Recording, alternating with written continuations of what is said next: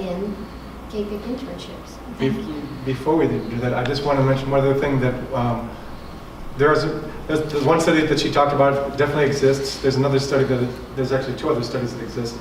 And this one is from Steve Bucky in San Diego, CSPP Alliant, and it's a much broader study that basically shows no significant difference in supervisory training quality at CAPIC internships versus APA or APIC internships. And that poster you're seeing here has been converted into an article or is the basis of an article that's being, after 2 years, is finally being published. I'm not sure where, but as soon as it is, we'll definitely let people know. And also that Jerry has his own study that has showing similarities between CAPIC and APA internships. It's APA accredited versus non-APA accredited. And Great. Thank you. we found no differences Great. whatsoever. Thank you for clarifying, and that's an article that's also pending publication as well. Thank you, and Andrea, and we'll hand it off to Juliet. Thank you. Just logistically with the clicker, should I Yes. try that? And should I use the larger print or trade Whichever, maybe? yeah, let's trade. I think it'll be easier for me to read that. Sounds Thank good. you. Thank you. Okay, so I'm Juliet Rohde-Brown, and I am from Pacifica Graduate Institute in Carpinteria, and I'm also on the board of CAPIC. So some of what I'm going to say has already been articulated, but the major reason we went to NACIQI was for social justice concerns, and that's our major concern with wanting to come here and share this. Because we're concerned about the impact on the community, on the students, on the profession. And many CAPIC internships have needed to close their doors because of what we've been discussing here. We believe that these restrictions that the schools are placing on students based on probably a number of reasons, but I would say at the ground level of that is fear. They're forcing students to apply only to the APA accredited internships. And this presents a potential marginalization of the sites, of certain schools, and of certain cultural groups and communities. It impacts clinical and health service in our communities, and that's the bottom line of this, because we're concerned with why we became psychologists in the first place and the communities we serve. So to remind ourselves of some definitions in a nutshell, diversity involves issues of how people vary along dimensions such as ethnicity, race, gender, age, sexual orientation, religious affiliation, social class, and health status. We might also add ability. And power and privilege, power and privilege, basically we all know what that is here, but you can read it. But differential access to resources is power, and unearned advantage and dominance is privilege. And it seems that we're privileging the privileged a bit in this system. So if we look at the student population today, it's different than it was, say, even 20 years ago. We have a lot of first-generation immigrants. I know in our program we do. And there are family and other systemic considerations. Many people find themselves in the role of a caregiver. So there are potential dire effects of moving across country, for instance. So we have the benefit of a half-time, 2-year internship. And I believe CAPIC started that model. Also, the types of internships that we embrace and we encourage and we approve are those that are often small nonprofit agencies within small communities that don't have the resources to have this huge infrastructure that moves like a machine, you know, with all of these hired psychologists on. They don't always have that. And in addition to that, students like to build their professional identity in their communities. They like to develop a sense of who they are and what their future professional life is going to be like. And they may find it quite meaningful to give back to their community. They know their community. They know the needs of their community often. So they hope to contribute something of value, which brings us back to why we became psychologists in the first place.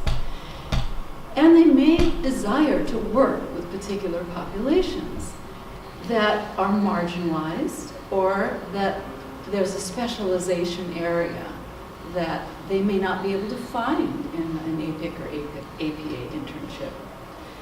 Also, they have massive student loans to pay off. And so they're in very serious financial circumstances often. So we ask, why not CAPIC? What's the problem here? What happened? CAPIC has been in existence over 25 years now, so why all of a sudden are they considered lesser than, not the in crowd, as it were? There's no data to demonstrate significant differences, and we've gone over that, so I'm not going to.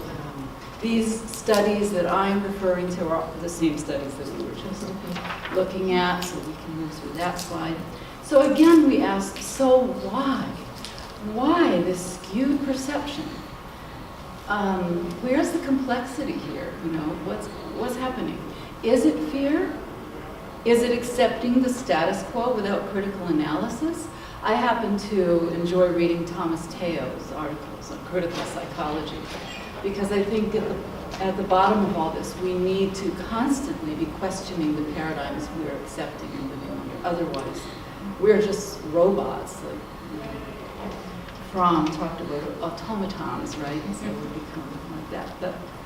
And with all due respect, we're all in this together.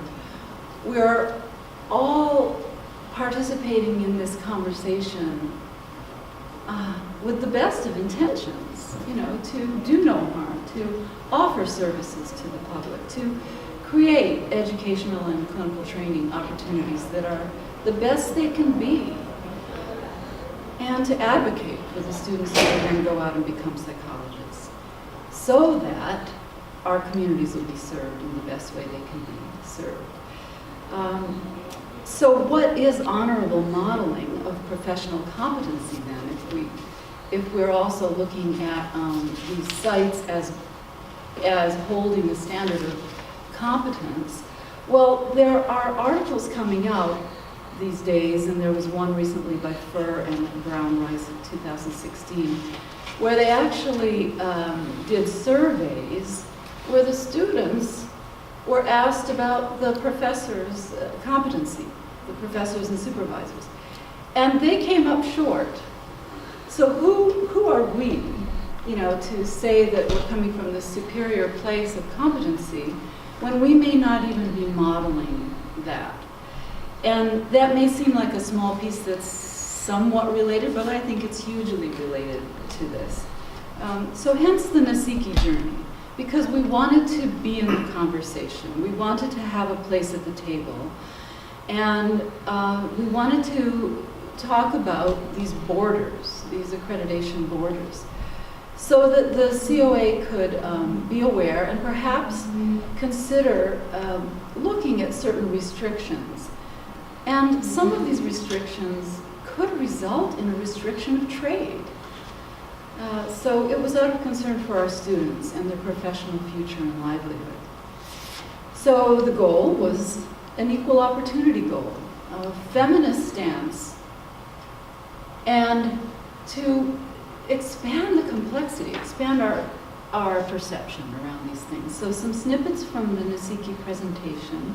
We each were given 3 minutes to speak, and mostly what I have shared here so far is what I spoke about, and I gave an example of an immigrant student, perhaps, who I used it as an example. who would be in the role of caregiver, wanting to serve in her community, not needing or wanting to go away across country. So I won't belabor that. I'm going to now move to some quotes from Megan O'Bannon, who was the chair of the CAPIC committee.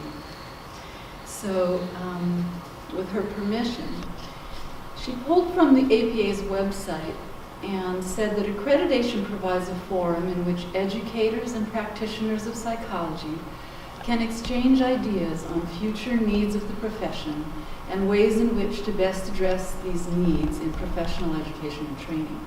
So the concerns then are that Megan shared were that the COA doesn't demonstrate the fundamental practice of researching or providing empirical support for some of the most decisive accreditation outcome requirements. So it's not to bash them in any way. These comments are just to have us be in the conversation about, so what are the standards? You know, what are these decisions being based on? By creating high state standards that focus on numerical and narrow objectives, academic programs focus meeting the standards to maintain their accreditation over prioritizing the student's individual personal learning or professional needs. So basically, that it's a narrow perspective, and I know that it sounds very insulting, I think, to maybe present these thoughts as if they're set in stone, you know, that they may be assumptions. I don't